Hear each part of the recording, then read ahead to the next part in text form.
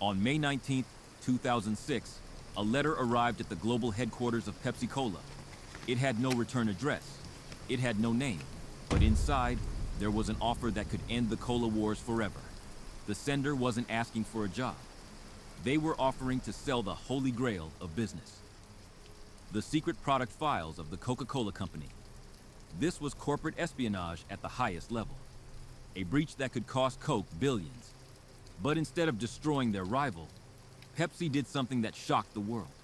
They called the FBI.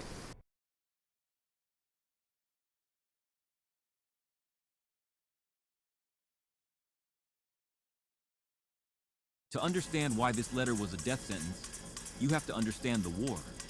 For 100 years, Coke and Pepsi haven't just been competitors, they have been enemies. They have sued each other, spied on each other, and spent billions trying to bankrupt each other. Winning wasn't enough. The other side had to lose. But in 2006, the threat didn't come from the outside.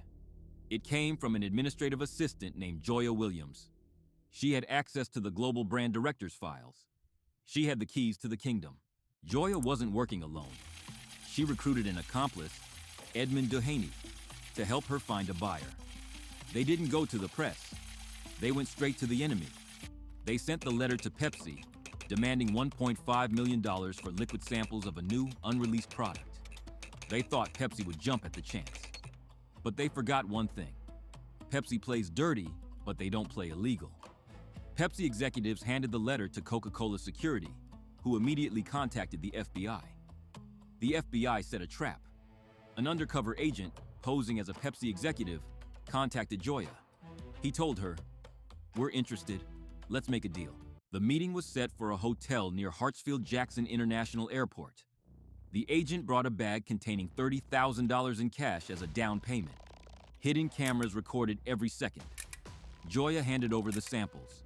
She took the cash. She even negotiated for more. She drove away thinking she had just pulled off the heist of the century.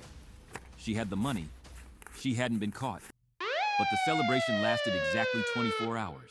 On July 5th, Joya Williams was arrested at her desk at Coca-Cola headquarters. The evidence was overwhelming. Video, audio, and the marked bills found in her home. She was sentenced to 8 years in federal prison. She lost her freedom, her career, and her reputation, all for a deal that never existed. In the world of business, information is currency. But in this case, the secret formula wasn't the most valuable thing.